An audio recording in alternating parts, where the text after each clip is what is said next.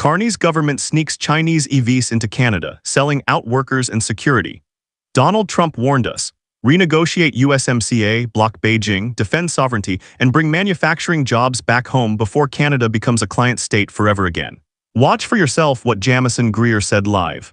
You referenced today that Canada is going to allow 49,000 Chinese EVs into that market.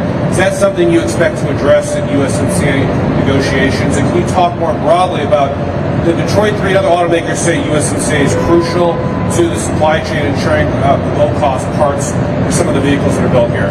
Maybe you can talk to that, then I'll ask the question to the other folks. Sure, thank you. So with respect to the Canadian decision to allow a limited amount of Chinese EVs into their market, they've put a hard cap on that, a hard quota. On the one hand, I don't expect that to disrupt American supply into Canada by any means. Canada is so dependent on the United States for their GDP. Their entire population is crowded around our border for that reason. I'll tell you one thing. If those cars are going to Canada, they're not coming here. So that's for sure.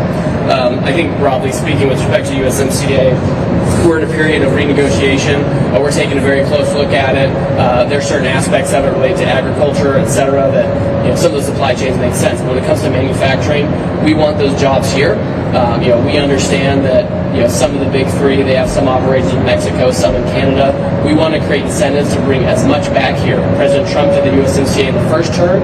It generated a lot of investment in the United States, but we want to generate even more. So we expect that there will be more U.S. content, that any new rules that we establish will create incentives to have more workers in factories like these. Thank you.